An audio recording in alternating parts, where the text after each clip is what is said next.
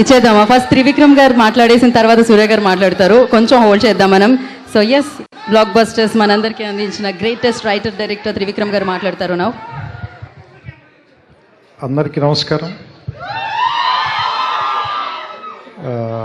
ఈ cinema first నాకు కథ చెప్పినప్పటి నుంచి కూడా this film is very close to my heart. And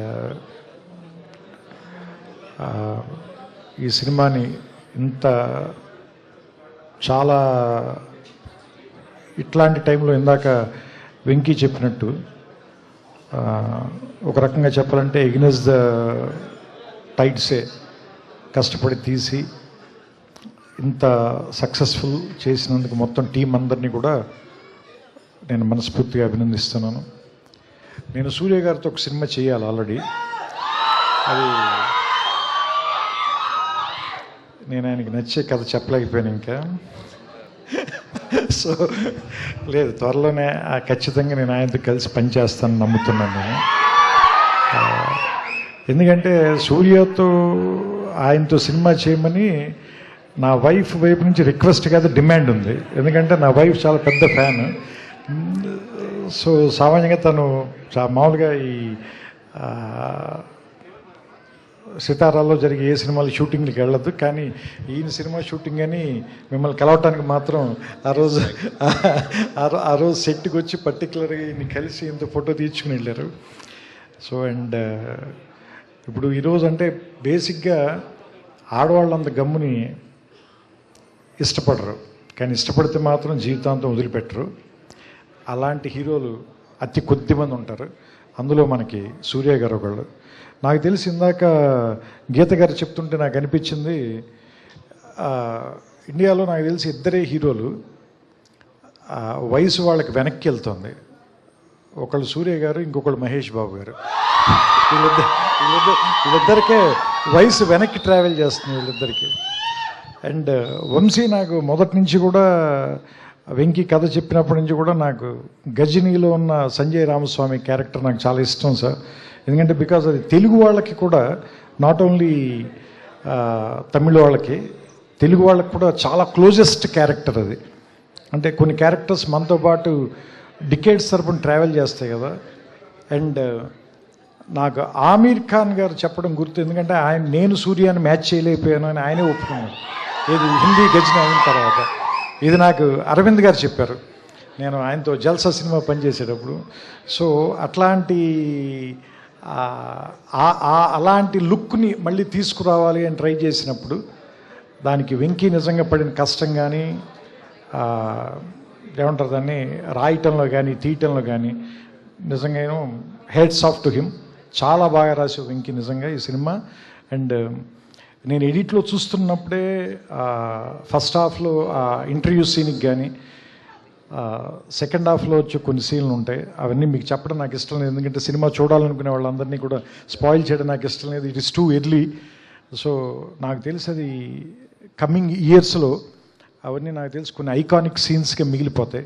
especially హాస్పిటల్లో మీరు మమిత మాట్లాడుకునే సీన్ కానీ, అండ్ మదర్తో మీకున్న రిలేషన్ కానీ. అండ్ ఈ సినిమాలో 4 పిల్లర్స్ ఉన్నాయి. ఒక పిల్లరు సూర్య గారు అయితే, ఇంకొక పిల్లర్ రాధిక్ గారు, మూడో పిల్లర్ రవీనా టండన్ గారు, ఇంకో పిల్లర్ మమితా బైజు గారు. అండ్ నేను కేజీఎఫ్ చూశాను. అండ్ బయట కూడా నాకు ఐ నో రవీనా గారు very well. As a person she is very strong and dynamic lady, but she played a very vulnerable character in this film. That is very you did it very naturally, because it's on like an edge, but you played it with a lot of dignity. It may look easy to people, but I know how difficult it is to pull it off. Yeah.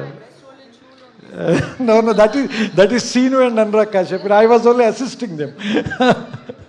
So and that's why it is very difficult. అంటే మీకు ఆవిడ పర్ఫార్మెన్స్ని మీరు underline చేయాలి అని అనిపించట్లేదు అంటేనే she performed really well. And Mamitha, because that role itself is very energetic and very difficult character. సూర్య గారిది కొంచెం చేయకపోయినా కానీ ప్యాసివ్ అయిపోతుంది అది. అలానే ఎక్కువ చేస్తే టూ యాక్టివ్ అవ్వకూడదు. So that is very very under perform చేయటం it is very very very difficult. ఎందుకంటే దాన్ని ఒప్పించడం చాలా కష్టం. So you did a great job sir, and seriously thanks to Venky for one thing, because you know Surya గారి సినిమాలో ప్రొడక్షన్లో మా పేరు కూడా ఉన్నందుకు. So that's why you know in one way we're happy, but I'm not completely happy. So as a director ఈ సినిమాకి నా పేరు పడినప్పుడు then I will be happy. So అంటే two extremes, Karuppu on one side and Viswanathan and sons, totally 180 degrees opposite, just less than 1 year. So నాకు తెలిసి that means నాకు అనిపిస్తుంది మళ్ళీ మీరు కొత్తగా స్టార్ట్ చేసినట్టున్నారు. Last year he got introduced again. So this is his second film. So he will travel with us, he will give us a lot of memories, lot of things to cherish.